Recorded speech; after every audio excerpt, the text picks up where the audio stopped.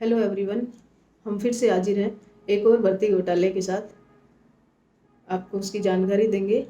और अभी DLLB का जो पेपर आउट हुआ है उसका इश्यू चल ही रहा था। एक और धमाकेदार खबर आती है।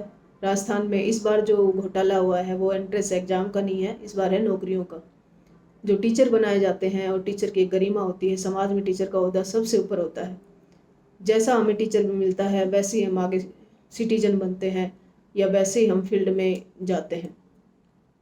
क्योंकि एक टीचर का अगर परिवार के बाद सबसे ज़्यादा इम्पैक्ट अगर हमारे माइंड पर होता है तो एक टीचर का होता है। हम किस टीचर से पढ़े हैं, कैसे उसकी सोच थी, उसने हमको किस तरीके से पढ़ाया। और +2 तक की एजुकेशन हमारे माइंड में इस लेवल पे बैठ चुकी होती है कि हमारी जो आइडियोलॉजी है उसका भी निर्माण हो चुका होता है। बाद में उसको यूनिवर्सिटीज़ वगैरह में बदलना बड़ा मुश्किल होता है। और ऐसे ही राजस्थान में चल रही है 2nd ग्रेड टीचर की भर्ती, जिसमें पुलिस वालों ने उदयपुर के पास में एक बस को पकड़ा है जिसमें 44 अभ्यर्थी, एक जो मास्टरमाइंड थे इस स्कैम के, और 5 एक्सपर्ट। 10 लाख रुपए में ये पेपर बांटा गया है। अब 44 लोग तो यही थे, 4,40,40,00,000। अब वो पेपर कहाँ कहाँ तक गया है और जिस बंदे ने, जो इसका मास्टरमाइंड है, उसने सिस्टम में किस किस से मिलकर ये पेपर करवाया है, ये आप लोग समझ सकते हो। लेकिन फिर भी हमारा ना तो स्टूडेंट समझ रहे हैं ना समाज समझ रहा है। अब समाज को आगे आना चाहिए, स्टूडेंट्स को आगे आना चाहिए इन सब घोटालों को रोकने के लिए। नहीं तो जो तैयारी करने वाले बच्चे हैं, पढ़ने वाले बच्चे हैं, पुअर सेक्शन से आने वाले बच्चे, जिनको लगता है कि एजुकेशन एक सबसे बड़ा हथियार है जो आपके जीवन में परिवर्तन ला सकती है, आपको अर्श से पे बिठा सकती है, ये सपने सपने ही रह जाएंगे। हर भर्ती का पेपर आउट है, एक भर्ती ऐसी नहीं है जो ईमानदारी से होती हो। अगर किसी की खबर नहीं आई है कि वो आउट नहीं हुआ उसमें पेपर, तो ये मत समझना कि उसका पेपर आउट नहीं हुआ है। और इसमें एडमिनिस्ट्रेशन से लेकर पूरा पॉलिटिकल इन्वॉल्वमेंट रहता है।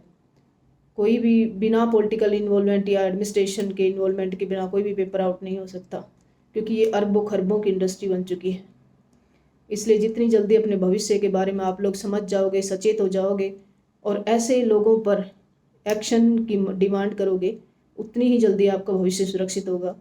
अदरवाइज़ तो सिस्टम में करप्ट लोग पहुंच चुके हैं। थोड़ा बहुत जो बचे हैं वो भी भरने के बाद फिर आपके पास कोई चांस नहीं होगा। इसलिए मेरा सबसे निवेदन यही है कि गवर्नमेंट भी इसके बारे में, नागरिकों के बारे में सोचे और सही लोगों को एडमिनिस्ट्रेशन में आने का मौका दे। ऐसे लोग जो पेपर आउट स्कैम में इन्वॉल्व हैं, ये सिर्फ उनके भविष्य के साथ ही खिलवाड़ नहीं करते, वे उनके सपनों के साथ भी खिलवाड़ करते हैं, जो बच्चा रात दिन पढ़ाई कर रहा है। इसलिए इनको कड़ी से कड़ी सजा होनी चाहिए। जितनी संपत्ति इन्होंने इनसे कमाई है उनकी संपत्ति जब्त होनी चाहिए।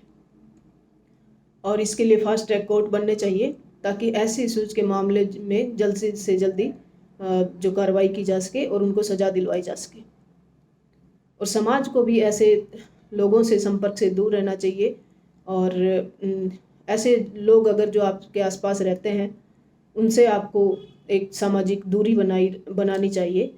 एक जो जैसे एक हेट्रेड का वो होता है कि भाई मतलब कोई करप्शन में इन्वॉल्व है, तो हम क्या करते हैं आजकल, क्या है कि जो करप्शन जो है उसको समाज में एक सहमति मिल गई है। पहले माँ बाप बड़े मतलब वो करते थे कि अरे नहीं नहीं ऐसे नहीं करवाएंगे, ये तो गलत बात है। लेकिन माँ बाप की भी मजबूरी हो गई है, पढ़ने वाले बच्चों का तो सिलेक्शन ही नहीं हो रहा, और जो नहीं पढ़ते वो पैसे दे के सिस्टम में चले जाते हैं। इसलिए माँ बाप भी सोचते हैं कि कैसे ना कैसे करके मैं अपनी चाहे पूंजी ही खर्च करूँ जो इतने सालों से उसने जोड़ी है, लेकिन इसको कम से कम अपने बच्चे का भविष्य तो सुरक्षित कर दूँ। इसलिए सरकारों की जिम्मेवारियां हैं, हर समाज की जिम्मेवारी है, स्टूडेंट्स की जिम्मेवारी है कि ऐसी एक्टिविटीज़ का खुलकर विरोध करें। धन्यवाद।